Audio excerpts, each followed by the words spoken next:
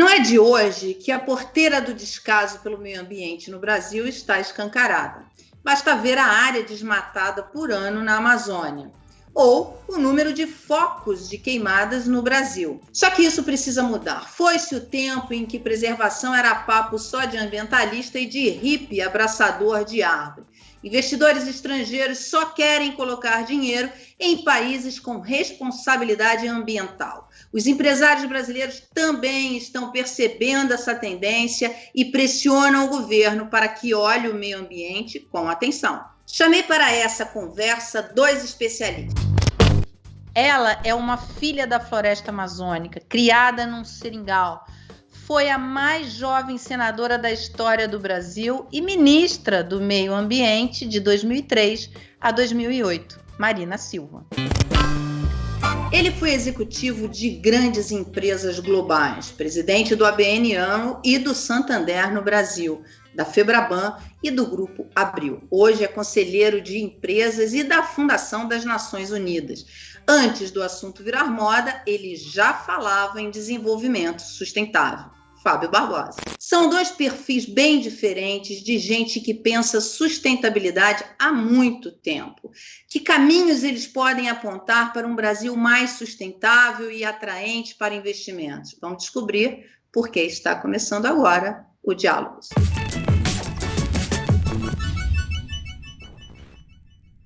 Hoje fala-se em ESG, uma sigla em inglês que significa ambiental, social e governança. São critérios para medir sustentabilidade e o impacto social do investimento numa empresa. Com base nesses critérios, é possível prever o retorno, o risco e o desempenho futuro de uma empresa. Vamos fazer de conta que o Brasil é uma empresa. Como estão os critérios ESG dessa Brasil SA? O que fazer para melhorá-los? Primeiro, é um prazer estar aqui com você, com o Fábio. Obrigada pelo convite. Acho que é muito oportuno nesse momento tão difícil do nosso país, em que a gente vive tantas crises, né? A crise da saúde pública, com mais de 100 mil mortos, a crise ambiental, que está destruindo e matando florestas, biodiversidade, tantos problemas e com prejuízos que são ambientais, econômicos, sociais, culturais, enfim, de muitas naturezas. Eu diria que essa empresa, ela tem uma notícia boa, metaforicamente, tratando como você colocou, e uma notícia ruim. A notícia... Então começa pela boa, Marina. A gente tem escutado tanta notícia ruim. É que o Brasil sabe como controlar desmatamento. Nós tivemos uma boa experiência de 2004 até 2012, em que o Brasil reduziu o desmatamento em mais de 83%, em que o Brasil evitou lançar na atmosfera mais de 4 bilhões de toneladas de CO2, em que o Brasil foi responsável por 71% das unidades de conservação que foram criadas no mundo. Isso, as unidades de conservação de 2003 a 2008, que eu tenho a alegria de coincidir com a minha gestão. Essa é a notícia boa. Nós temos conhecimento institucional, temos aparato legal, temos tecnologia e capacidade de gestão para fazer isso, porque já fizemos isso em um momento em que o desmatamento estava fora de controle, numa curva de alta, né? Chegou a 27 mil quilômetros quadrados, e numa situação em que a economia crescia, e o agronegócio crescia uma média de 2% a 3%. Então, era um contexto muito difícil. Qual é a notícia ruim? A notícia ruim é que resolver esse problema, conseguir melhorar esses indicadores em relação à governança, proteção ambiental e a responsabilidade social, que esse tripé, não é uma questão só de propaganda, não é porque os investidores estão mal informados, não é porque os países estrangeiros, não é, estão fazendo isso porque querem competir de forma, enfim, desleal conosco. Porque esses investidores, eles não são amadores, eles são altamente bem informados, têm consultorias pagas a peso de ouro e detém todas as informações que nós temos, porque o satélite não mente. Então, o governo fica achando que é uma questão de retórica. Então, quando o ministro da Economia vai num evento, não é, e diz: vocês têm que ser generosos conosco, vocês já destruíram as florestas de vocês já eliminaram os índios de vocês, implicitamente é como se estivesse dizendo: olha, dá um espaço para que eles possam fazer a mesma coisa que já foi feito aí. Além de ser uma atitude completamente fora do eixo, porque naquela época já era errado, mas não se tinha os conhecimentos que se tem hoje, não se tinha os meios para aumentar a produção por ganho de produtividade que temos hoje, não se tinha os acordos que são feitos hoje para resolver o problema das emissões de CO2 e de perda de biodiversidade. Então, esses indicadores, eles não mudam com discurso, eles não mudam com retórica, eles mudam com atividade prática, concreta. E uma atividade concreta é recuperar o plano de prevenção e controle do desmatamento da Amazônia em cima dos eixos estratégicos que deram certo, fazendo as atualizações e, ao mesmo tempo, se quiser, até pode botar um nome fantasia. Mas esse governo, ele não faz, não é porque não sabe, ele não faz porque não quer, é uma estratégia. Muita gente até achou que o vice-presidente Mourão poderia fazer a diferença. Quem viu a live dele com Aldo Rebelo, vê que, em vez de ser alguém que quer fazer a reparação, é como se ele quisesse fazer a ocultação do que o Bolsonaro e o Salles estão fazendo. Porque quando a forma como ele fala das ONGs, como ele fala dos índios, como ele fala da questão de mineração em terra indígena, de agricultura em terra indígena, isso é contraponto pior que se poderia fazer nesse contexto de crise que o Brasil está vivendo. Então, a gente sabe como fazer, tem como fazer, e não está sendo feito por uma decisão de governo. Ô, Fábio, você conhece bem investidor, principalmente investidor estrangeiro. Você lida com eles há muitos anos, conhece é muito antenado com esse movimento internacionalmente. Você é um cara que sempre foi antenado internacionalmente, enfim, pela sua própria experiência profissional. Quais as chances que o Brasil tem de atrair investidores, dada essa situação atual, enfim, a falta de vontade deste governo de ter o compromisso ambiental? Olha, obrigado pelo convite, prazer estar aqui com a ministra, com você, Mara. Eu vou também dar um tom positivo nisso tudo. Eu acho que a mudança é muito maior que nós estamos vendo nesses últimos anos, né? Eu costumo dizer que tem uma questão geracional, né? Eu uso muito uma expressão, ministra, que se a minha geração não deixou um Brasil melhor para os nossos filhos, deixou filhos melhores para o nosso Brasil. Eu acho que isso vale para o mundo. O que eu vejo no mundo é uma consciência ambiental, social, ética e cidadã que não tinha antes. Então, o que está acontecendo, e não é só a questão da Amazônia, a questão de plástico, a questão de combustíveis fósseis, a questão de tudo, é que está chegando no mundo de negócios uma geração que tem uma outra visão. Eu costumo brincar que cada dia se aposenta uma pessoa que achava, um investidor que achava tudo isso uma bobagem, e entra no mercado um profissional que acha tudo isso muito importante. Então, esses fundos estão começando a querer saber aonde vão investir, que tipo de empresa vão investir, que tipo de filtros vão ter, que tipo de preocupação eles têm com relação ambiental, com transparência e tudo mais. Então, a boa notícia nisso é que esses fundos estão pressionando. Já não é de hoje, né? A verdade é que eu também milito nisso há 20 anos, a ministra então nem se fala, né?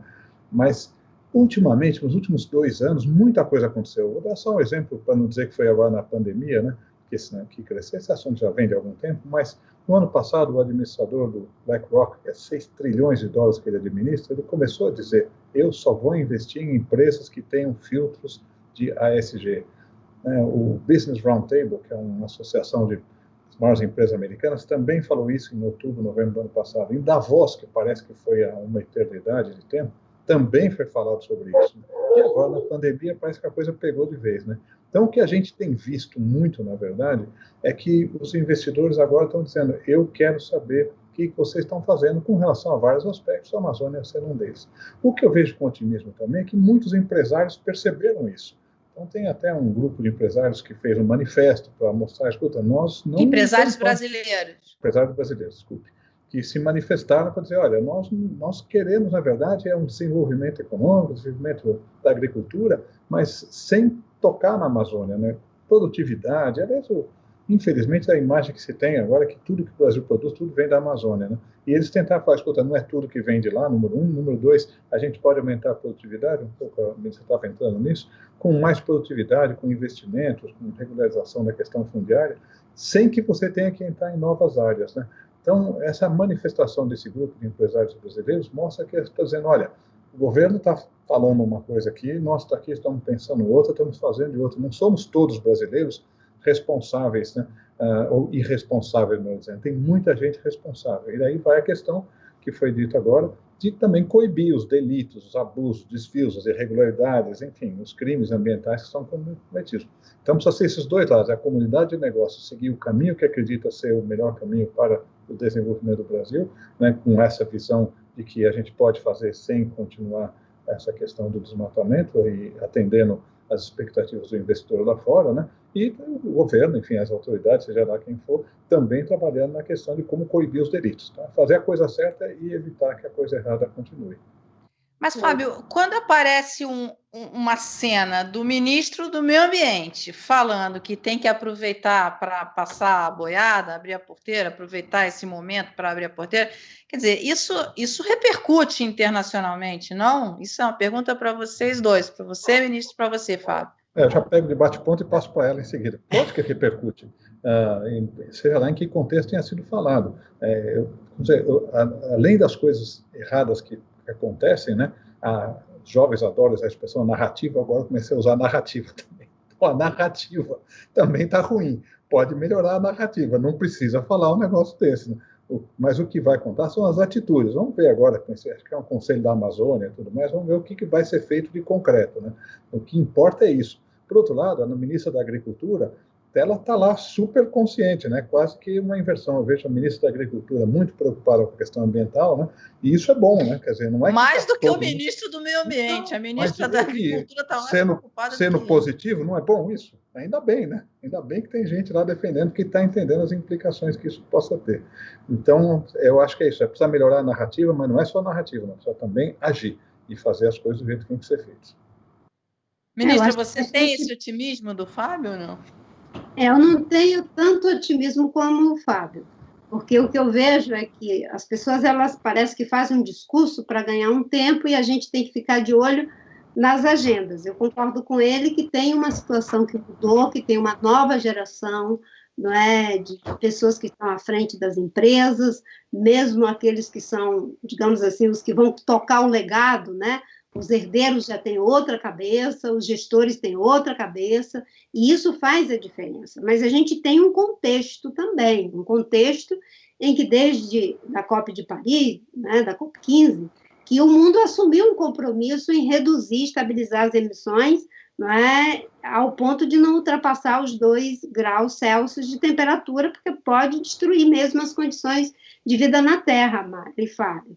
Então, a Europa tem feito um esforço muito grande, agora o debate nos Estados Unidos é muito forte, com a candidatura democrata assumindo essa agenda, inclusive mais até do que o Obama pôde assumir, e se você tem, de um lado, o Macron, do outro lado, a primeira-ministra da Alemanha, e do outro lado, os Estados Unidos, essa força gravitacional vai na direção da implementação dos objetivos do desenvolvimento sustentável. Somando ao que o Fábio disse, de uma sociedade civil que vai pressionando cada vez mais para que se tenha resultados em termos sociais, em termos ambientais, uma outra situação que o mundo está vivendo. Nós temos já várias iniciativas no mundo. Nós temos uma iniciativa na Europa, que é a ideia de reconstrução em bases sustentáveis, todos os investimentos. Nós temos uma iniciativa na América Latina, que foi subscrita por várias personalidades. É possível, inclusive, que o Fábio possa ter já conhecimento dessa iniciativa, né? A nossa economia para um futuro sustentável.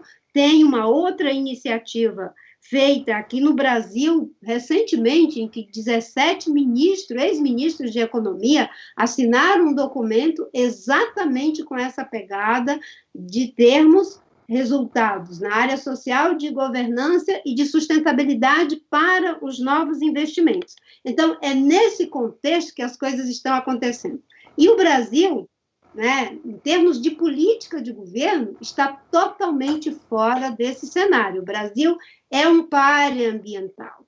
E tem algumas coisas que eu acho que os empresários, o setor do agronegócio, que não é homogêneo, existem aqueles que concordam com o Salles, com o presidente, e até tensionam nessa direção, mas existem aqueles que querem, de fato, ver o agronegócio brasileiro, né, se separar do joio, né, que fique só mesmo o trigo.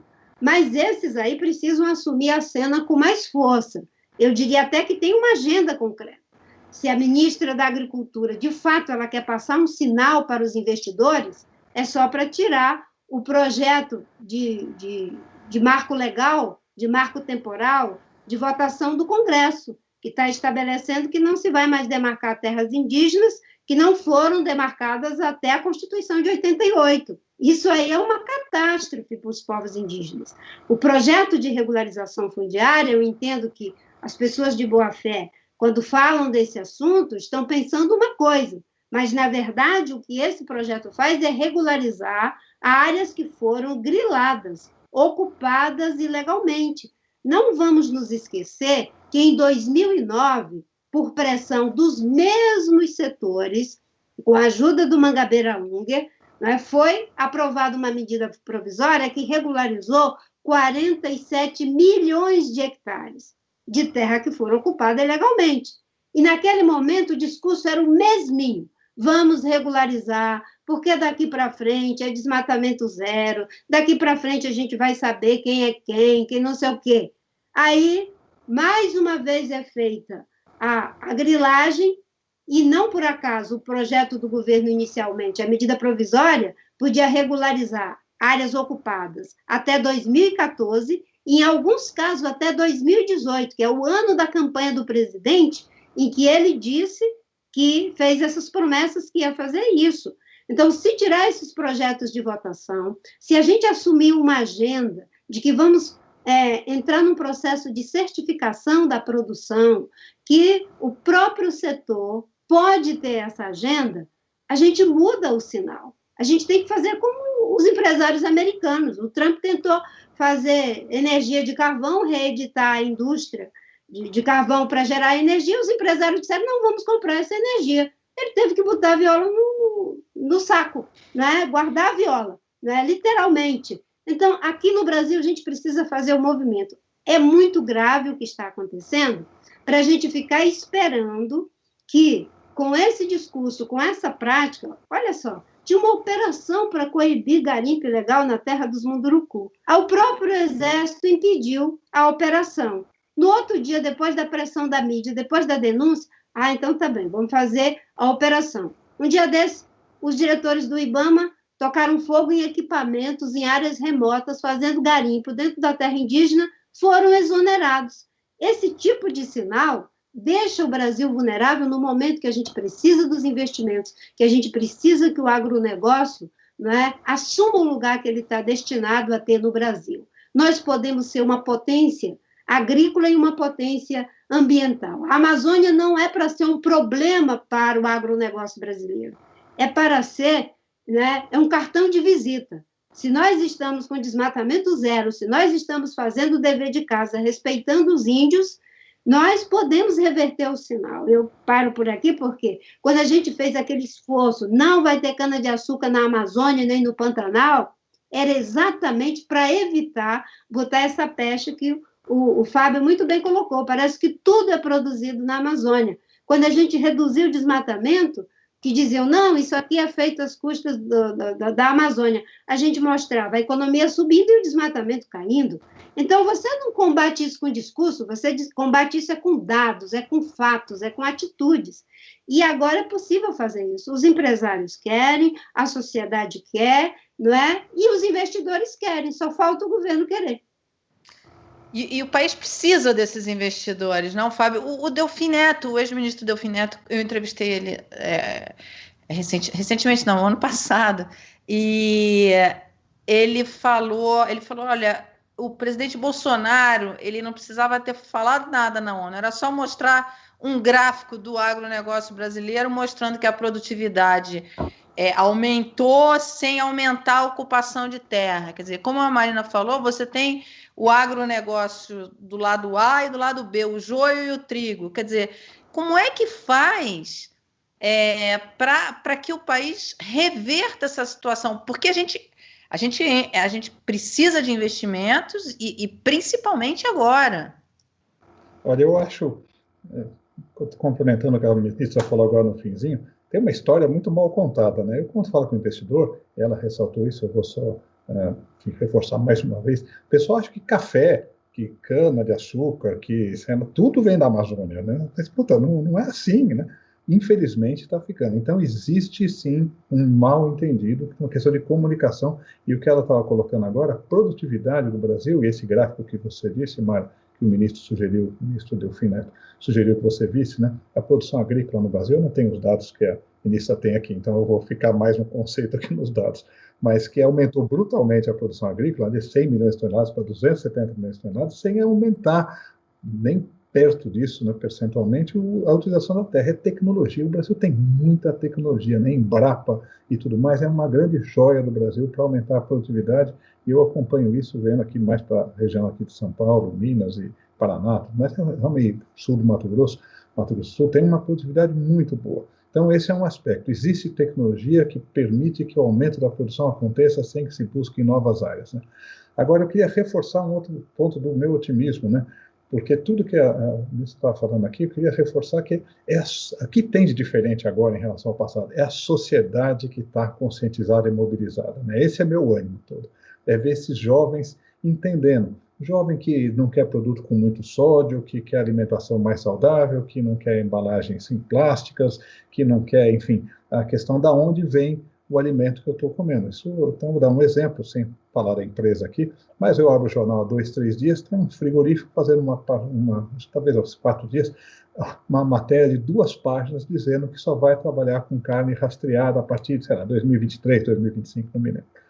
Por que ele faz isso? Ele faz isso porque está entendendo que ou ele começa a ter essa questão da rastreabilidade da carne, ou não vai conseguir vender em vários mercados. Inclusive, 2 dias depois, a Tesco, que é um supermercado importante na Inglaterra, suspendeu a compra de carne de um outro frigorífico porque entendia que não tem a rastreabilidade. Por que ele fez isso?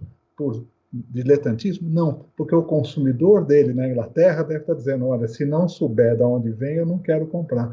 Então, eu acredito muito que a sociedade é que vai mover os governos nessa direção, né? Governos, enfim, não podem também agir totalmente desconectados da sociedade. Então, o meu otimismo vem de ver uma sociedade mais consciente, mais preparada, e agora pressionando, através do consumo, através do investimento, né? E não apenas através da mídia, né? Para que as coisas entrem nos eixos. O estudo O Futuro da Natureza e dos Negócios, do Fórum Econômico Mundial, dá recomendações para criar uma economia integrada com a natureza. O relatório destaca que a devastação representa um risco material para a economia e dá orientações para a mudança de postura que pode gerar 10,1 trilhões de dólares por ano e criar 395 milhões de empregos em 2030. As mudanças vão da produção de alimentos e uso da terra e dos oceanos até as técnicas de construção e de geração de energia. Aí vem minha pergunta para vocês. Empresas, governos e famílias estão dispostos a mudar a postura da devastação para aquilo que o relatório chama de net positive? Eu acredito que sim. Aliás, não é só uma questão de acreditar, isso já é um fato. Já existem muitos investimentos, as empresas B, que é uma articulação que o Fábio conhece muito bem, estão trabalhando muito nessa direção de investimentos de impacto que respondam a esse tripé, né? A questão da governança, a questão social, a questão ambiental, e buscando novos negócios. No caso do Brasil, a gente até tem uma proposta que foi articulada pelo professor Carlos Nobre para a Amazônia, que ele fala de uma bioeconomia, em que os estudos que ele tem, ele mostra que a cadeia produtiva do açaí no estado do Pará já está internalizando mais recursos do que a própria Vale do Rio Doce, com uma diferença. A Vale ela tem uma produção verticalizada e, com certeza, um ganho que é verticalizado também. No caso da cadeia da bioeconomia do açaí, ela é totalmente horizontal, beneficiando muitas pessoas, mas internaliza, em termos de arrecadação, recursos até superior àquilo que a Vale está fazendo. É uma demonstração concreta de que é possível fazer essa transição para agregar valor aos produtos da biodiversidade, compreendendo que no caso da Amazônia, mas não só na Amazônia, no Cerrado também, no Pantanal, você tem lugar para uma economia diversificada. Você não vai ter uma situação homogênea, agora é todo mundo açaí, senão vai virar uma monocultura. Tem espaço para o agronegócio em bases sustentáveis, para o manejo florestal sustentável. Na minha época, nós criamos as concessões florestais, o Serviço Florestal Brasileiro, exatamente para isso. Nós achávamos que dava para criar, só acho que era ali na região de Novo Progresso, mais de 5.000 empregos na cadeia do manejo florestal, não é, diretos, e quando você soma os empregos indiretos, isso é muito maior em termos de empregabilidade. O Instituto Escolhas fez um estudo agora que, com investimento de 52 bilhões de reais, nós podemos gerar mais de 260.000 empregos na meta que o Brasil tem de recuperar 12 milhões de área que foi de hectares de área que foi desflorestada. E isso tudo é na direção do que o Fórum Econômico Global está dizendo, né? Nós podemos criar, sim, esses empregos todos, gerar toda essa riqueza, né, em relação ao uso da natureza, mas a gente precisa entender que, no caso da Amazônia, por exemplo, ainda que seja necessário a gente criar, e tem esse potencial para criar, não é, nova fonte de riqueza, de emprego, de qualidade de vida para as pessoas, mas ela já é, em si mesma, a maior fonte de riqueza. A Amazônia é responsável pelas chuvas que acontecem no sul, no sudeste e no centro-oeste, e isso significa 20 bilhões de toneladas de água por dia. Para bombear toda essa água, precisaríamos de 50.000 Itaipu funcionando ininterruptamente. Não é? É um investimento que haja dinheiro para fazer. A floresta faz isso usando o sol, usando o vento e ela própria. Então, a Amazônia já é a fonte de riqueza. Sem ela não tem agronegócio, sem ela não tem indústria, sem ela não tem sudeste nem centro-oeste, vira deserto. É isso que tem que ser pensado. Ô, Fábio, você acha que o Brasil, enfim, que existe essa disposição das empresas e principalmente do governo, né, Fábio? Porque isso que a Marina colocou logo no começo, quer dizer, a gente tem a capacidade, a gente tem a tecnologia, a gente tem a motivação, agora a gente não tem a vontade política do governo federal. Eu vou sair É óbvio que o governo não tem a vontade política de fazer, mas o que eu quero falar eu vou pegar 2 exemplos, vou sair um pouco do assunto, mas vou ficar no tema da sociedade civil, né? Essa reforma da Previdência, ela foi aprovada no fim porque a sociedade, em algum momento, se mobilizou, pressionou o Congresso. Eu sei que eu sou um otimista, mas foi lá e fez acontecer. O Fundeb, que é uma outra articulação em torno desse fundo que é destinado ao apoio à educação, também estava naquele vai ou não vai, a articulação, no caso de algumas organizações e tudo, para pressionar o governo para que aquilo acontecesse, né? Eu não acho que o governo vai ficar lá sozinho fazendo as coisas. A sociedade não pode só falar, o governo não faz. A sociedade tem que se mobilizar, fazer o que está fazendo, manifestos. A ministra está lembrando agora que eu tinha esquecido até dos ex-ministros que fizeram aquele manifesto também, né? Mais os empresários, mais a Europa que está vindo com energia limpa, com esse processo de recuperação, mais o Brasil, a América Latina. Tem um mundo de coisas acontecendo, né? A gente não pode achar só mais o governo vai sendo pressionado, vai recebendo todo tipo de informação daqui e dali para que também entre naquilo que é necessário. É lógico, políticas públicas é fundamental, não estou nem discutindo isso. Eu só diria que eu estaria muito mais pessimista se sentisse que não houvesse sequer isso. Não, tem uma coisa muito boa, as pessoas estão olhando. E para completar e reforçar, a tecnologia vai nos ajudar muito, né? A tecnologia já está ajudando em todos os aspectos ligados ao ambiental, social e governança. Mas para ficar no tema que nós estamos falando aqui, até para controle de desmatamentos, controle de incêndios, controle de, enfim, mapeamento, tudo, a tecnologia pode nos ajudar muito, né? Então, o que eu vou continuar insistindo é, existe sim uma pressão muito grande para que as políticas públicas entrem nos eixos, né? Elas estão fora do eixo, ninguém está dizendo que não. Mas o meu ânimo vem, não é que também está sozinho e ninguém está prestando atenção, está todo mundo prestando atenção, as luzes estão acesas, olha, não é por aqui. E vemos dentro do próprio governo, enfim, pessoas que estão numa posição mais de que, olha, não tem o que fazer, vamos tocar em frente, e pessoas que estão dizendo, não, tem sim, e vão lá fora e falam lá fora, olha, nós estamos fazendo, entendendo a questão do investimento, da venda do produto brasileiro, da tecnologia que pode nos ajudar, enfim, eu vou só ficar, até porque eu acho que tem espaço, né? Eu estou aqui lutando, vamos lutar. É isso aí, eu costumo dizer que quando me perguntam, né, nesse cenário terrível que o mundo está vivendo, e particularmente o Brasil, Fábio e Mara, eu costumo dizer que não sou otimista nem pessimista, eu sou persistente.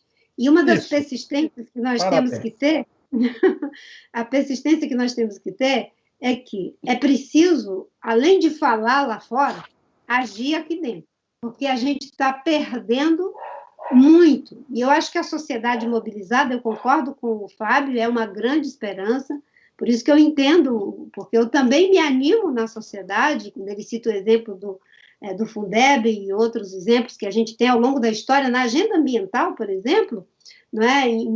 Quando o Fernando Henrique fez a medida provisória, que aumentou a reserva legal de 50% para 80%, teve uma grande pressão para revogar a medida provisória. E o governo já estava à beira de revogar, na comissão especial que foi criada com 14 parlamentares, 7 deputados, 7 senadores, só tinha o meu voto e do Gabeira para manter os 80%. E o Congresso todo, a bancada ruralista, todo mundo aprovar, revogar os 80%. E houve uma grande mobilização da sociedade, e o Prodazem, na época, era o melhor sistema que tínhamos de internet, sei lá, de informação, ele colapsou. E, naquele contexto, o Fernando Henrique se sentiu respaldado e, na hora da votação, ele retirou a medida provisória de votação. A bancada ruralista ficou muito furiosa, mas a sociedade deu respaldo e ele manteve. Quando eu saí do Ministério, porque o governo queria revogar as medidas de combate ao desmatamento, eu saí exatamente para criar um fato político. A opinião pública nacional e internacional se mobilizou, o Lula se sentiu respaldado, manteve as medidas. No governo do Temer, quando ele quis revogar Rencas, lá no estado do Pará e do Amapá, a sociedade se mobilizou e ele voltou atrás com o decreto. Esse governo precisa fazer o gesto dele também, voltar atrás em alguma coisa. Só que agora é voltar atrás no atacado. É recuperar o orçamento do IBAMA, do ICMBio, parar de perseguir funcionários, não ficar segurando as operações de fiscalização quando elas têm que acontecer e nem mandando projeto de lei para o Congresso que dá o sinal trocado. E aí, os contraventores, tudo que eles querem é a expectativa da impunidade. Quando o governo, a sociedade, os investidores, todos estão na mesma direção, eles dizem, olha, não vai ter acolhida. Mas quando um faz um discurso e outro tem outra prática, então fica muito difícil. Eu acho que a gente tem um momento que é muito propício e talvez o máximo que, já que não consegue agir, pelo menos não atrapalhasse, porque aí a coisa consegue caminhar. O marco legal nós temos, nós vamos ter uma reforma tributária, o Fábio, que é economista, sabe muito bem, nós não temos incentivos para a produção sustentável no Brasil. Nós ainda estamos estimulando combustível fóssil no marco tributário que nós temos hoje. Nós temos a grande chance agora de fazer mudanças que façam com que a energia eólica, a energia solar, a produção sustentável, a bioeconomia tenha suporte dentro dessa reforma tributária. A gente está caminhando para o fim, eu vou colocar uma última pergunta aqui, que é qual o papel que o Brasil tem a desempenhar nessa nova economia com foco em sustentabilidade e preservação? E como garantir que o país desempenhe esse papel? Enfim, vocês estão convergindo que é pela pressão popular da sociedade, porque se depender do governo, nosso papel vai ser zero. Mas é a pressão da sociedade consciente. O governo, vou falar o governo mais dia reflete a sociedade, né? O que a questão é por quanto tempo fica, mas não é que nós temos, o governo é uma entidade totalmente distante, separada do resto da sociedade. É parte da sociedade, né? Como foi dito. Tem gente que lá dentro do governo que acha uma coisa, a gente que acha outra. Tem gente entre os ruralistas que acha uma coisa, a gente que acha outra. Eu só acho que está crescendo o movimento daqueles que acham que a gente tem tecnologia para fazer as coisas, né, de uma maneira mais, digamos, ganhando produtividade, sem que você tenha que incorporar novas áreas, sem que você tenha que desmatar, e com uma narrativa muito mais positiva, né? O que o Brasil pode fazer? A gente está falando bastante da questão ambiental, mas fala também da inclusão social, né? Não só a questão de Amazônia, eu vou sair um pouquinho, mas eu sou entusiasta da tecnologia. A tecnologia está viabilizando que você coloque um cartão de crédito na mão de uma pessoa que vende cachorro-quente. Isso era impensável. A gente está viabilizando, está viabilizando, estou colocando no gerúndio de propósito, né? Ensino à distância. Bom, falta conexão, falta tudo, mas a tecnologia vai viabilizar a questão de 2 anos, 5 anos no mundo, né? Medicina à distância vai acontecer também, quer dizer, vai dar medicina para um monte de gente, né? Então, a questão social, né, que é o ASG, né? E no G, eu podia pegar transparência, né? Está viabilizando transparência, que é muito melhor. Então, acho que quando a gente olha essa questão do ASG, o mundo inteiro está caminhando, né? Porque a pressão da sociedade aumentou, a tecnologia também está vindo para ajudar, a conscientização dos jovens, enfim. Eu acho que está tudo caminhando para que a gente possa ter um tipo de financiamento, um tipo de investimento que ajude na direção que queremos. Foi falar da Europa, agora está falando em reconstrução com energia limpa. Mara, eu lembro quando falava em energia solar, energia eólica, há 10 anos, pessoal, isso é uma bobagem, isso não vai acontecer nunca, não tem a menor condição. Daí vinha aqueles dados estratosféricos, está aí a energia funcionando no país, na Alemanha. Eu fui para a China ainda antes do vírus, ainda fui para a China, e vi a cidade de Xangai, só tem moto elétrica, carro elétrico. Na China, o pessoal é o maior investidor em energia solar do mundo, é a China, né? Quer dizer, existe tecnologia que pode nos dar coisas diferentes. A ministra falava a questão da energia fóssil, né? E pegar um exemplo ali ontem no jornal, um dia desses, a British Petroleum dizendo, você carbono neutro, a British Petroleum, né? Que eles gostam de chamar de Beyond Petroleum, né? Depois do petróleo. A British Petroleum está falando, não, nós vamos querer ficar uma empresa que não tem pegada de carbono, daqui a, será, 10 anos, não importa, o que importa é a tendência e a conscientização. Lógico que podemos comentar que a velocidade é muito importante, eu não devia dizer não importa, mas a direção é muito boa, né? Então, eu acho que o Brasil tem um papel muito importante. O Brasil tem que produzir alimentos para o mundo, pode produzir mais alimentos ocupando a mesma área, pode produzir alimentos de qualidade, pode ter uma energia, uma matriz energética que no Brasil já é razoavelmente limpa, pode ser ainda mais limpa. Eu acho que pode dar uma lição, e precisamos disso, né? Mais do que qualquer coisa, de inclusão social, de educação com igualdade de oportunidades, ou seja, matéria-prima para a gente mostrar uma evolução não nos falta, né? Problemas não nos faltam, mas eu acho que o que podemos ter é tecnologia junto à conscientização da sociedade, levando a uma construção de algo que nos anime mais.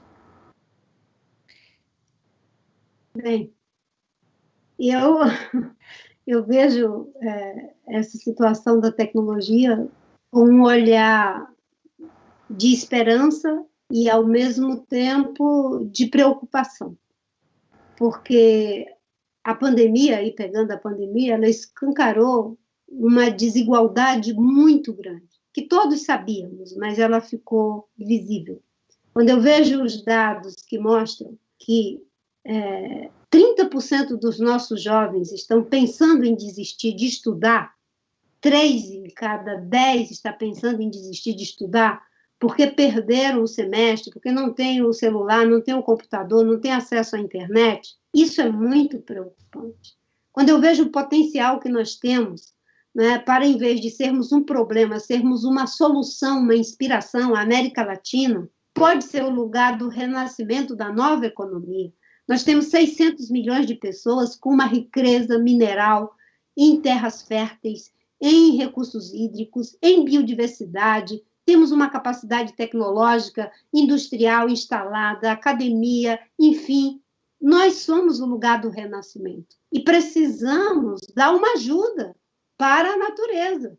O Brasil é gigante pela própria natureza até hoje, tem que começar a ser gigante pela natureza das decisões, das escolhas que a gente faz, porque respostas técnicas nós já temos. O que a gente precisa é do compromisso ético e da decisão política para que essa tecnologia possa ser de acesso para todos.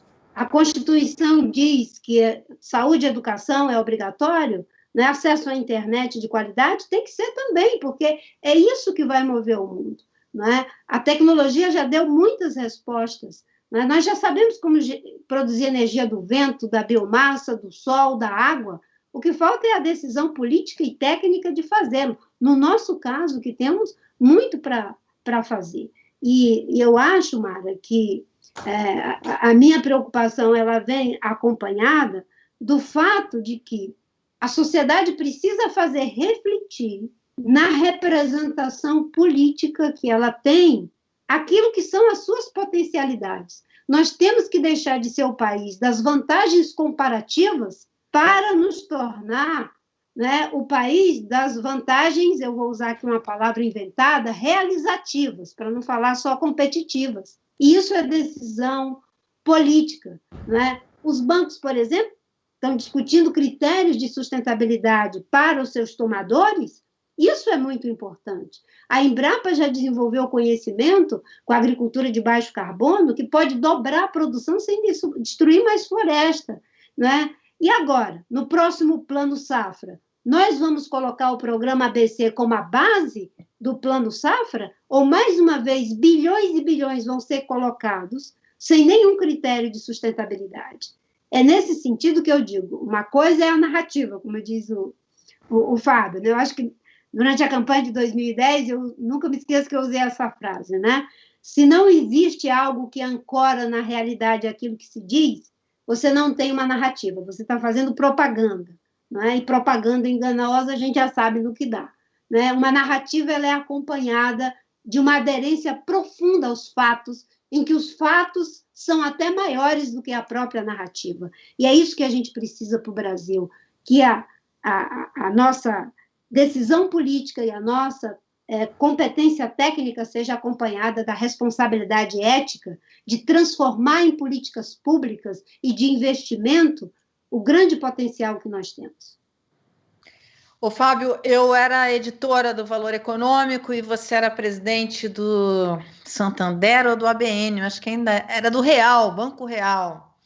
E eu lembro que você me deu uma matéria falando sobre vocês tinham adotado critérios sociais e ambientais na concessão de financiamento, e você me falou, olha, me deu um exemplo, enfim, era produção de peixe, alguma coisa assim, e que você falou, eles não são ambientalmente responsáveis, mas nós vamos financiar para que eles se tornem ambientalmente responsáveis, e que esse era um papel do banco, enfim, do agente financeiro.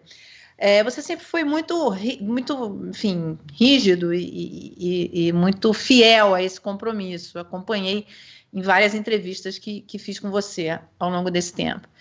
Você vê você foi presidente da Febraban.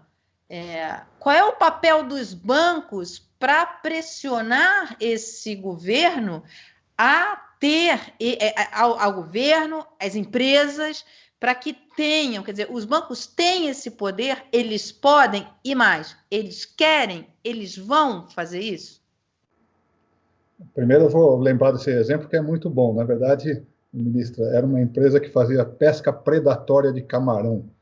Ainda hoje, por acaso, me lembrei dessa história, Mara.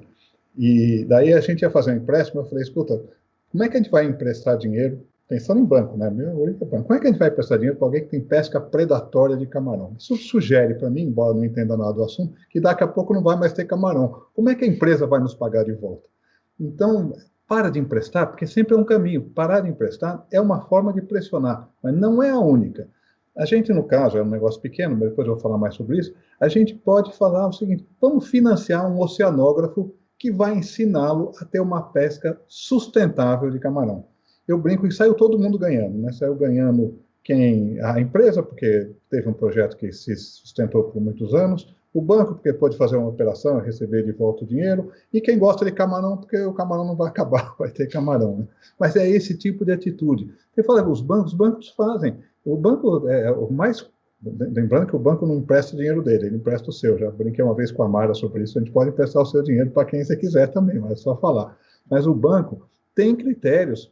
No começo, eu fazia, era um pouco de protagonista, de romper um pouco as barreiras e fazer isso, porque eu entendia que era o caminho e era bom a longo prazo. Né? Hoje, os bancos fazem isso porque eles têm certeza que empresas que não olham a questão ambiental, a questão social, diversidade e tudo mais, e a questão de governança, transparência e tudo mais, eles não estarão aí, essas empresas não estarão aí, os consumidores, os investidores, os talentos não querem trabalhar nessas empresas, inclusive. Então, representa um risco de crédito. Né? Então, eu acho que os bancos têm muito interesse no que você falou. É só aceitar essa tese de que está subindo cada vez mais, o sarrafo está subindo cada vez mais, e a empresa que não estiver conectada com isso vai perder tempo. O banco tem um papel de financiar a transição também, né? Porque fala, bom, então vamos parar de... Eu tinha um diálogo, se me permite ser informal aqui, com um americano, que fala, não vamos mais investir em combustível fóssil, num fundo americano, né? E eu estava lá no conselho, né? Falei, vem cá, deixa eu ver se eu entendi. Você não quer investir, mas você quer descer e abastecer seu carro no posto Shell, né? Quer dizer, você não quer investir, mas quer que eu invista. Você quer ser... Fica uma situação meio cínica, né? Quer dizer, você não investe, mas você usa gasolina. Então, você para de usar gasolina, que daí eu entendo. Então, a coisa não é tão fácil. Então, o banco tem que financiar também a transição de uma economia que é fóssil para uma economia de energia solar, como estão fazendo, né? Agora, com relação ao banco pressionar o governo, eu tenho uma visão clara, Mara. Fala o seguinte, eu não sei como resolver o problema do país, cara. Eu não sei como limpar o país, mas eu sempre digo, se cada um varrer a sua calçada, o país está limpo. Varrer o país é muito complexo para mim, eu não tenho capacidade de pensar e te dar a sugestão, mas eu tenho certeza que se cada um fizer a sua parte, seja na ética, seja na questão ambiental, a gente limpa o país, né? Então, eu acho que não vamos ficar olhando só para o governo, que o governo está fazendo, é o que cada um de nós está fazendo, né? O que você faz, o que você influencia. Alguns é no seu consumo diário, outros na sua capacidade de influência.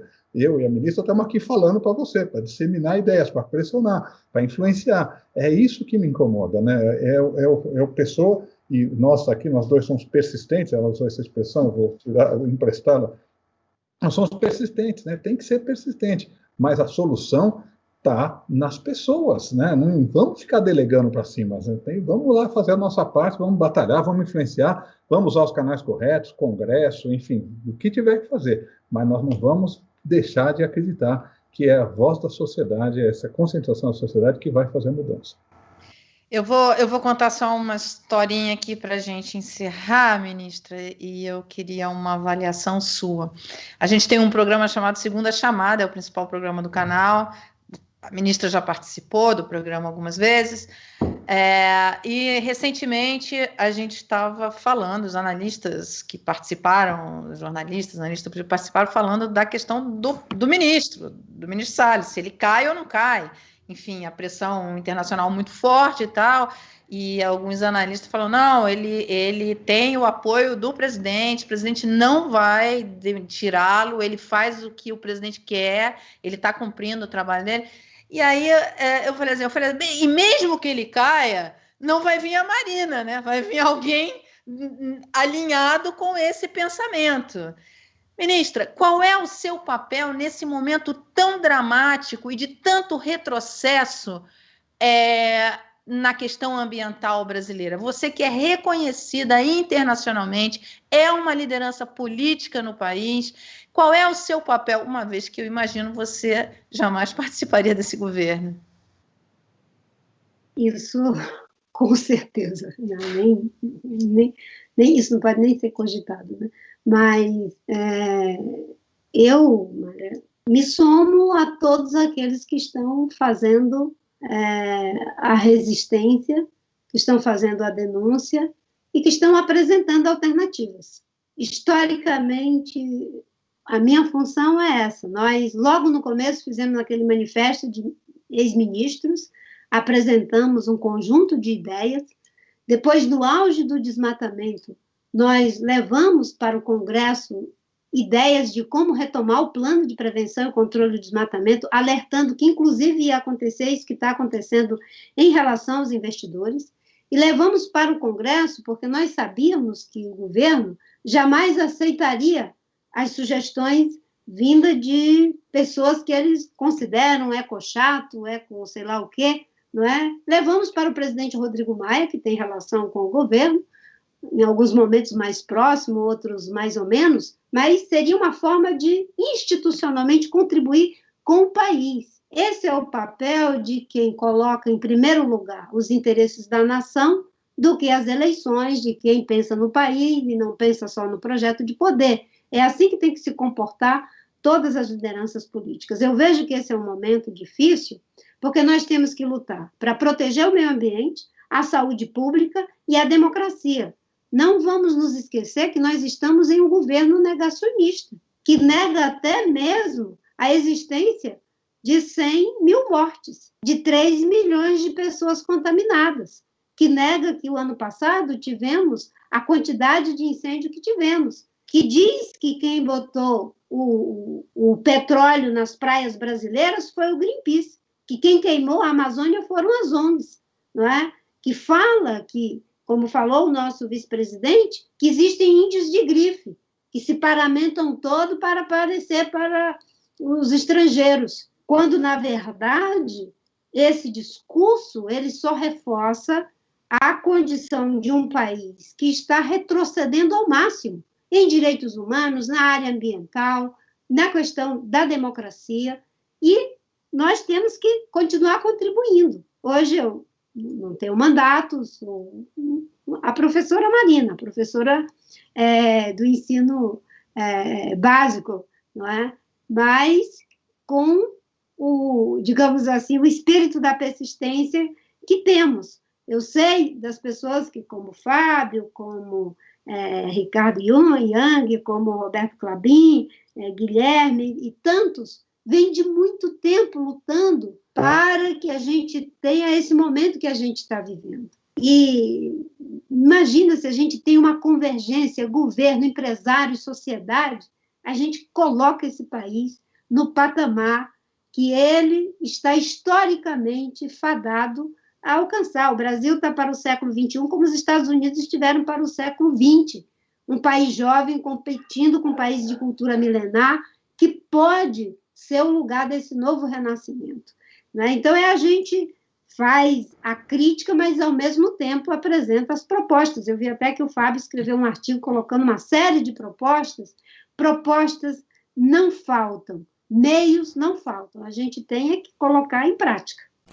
Adorei o papo sustentável. E você, o que achou? O Brasil pode ser um protagonista nessa economia em que o ambiente é a peça-chave? Diga aí nos comentários que a gente adora. Tchau e até o próximo Diálogos.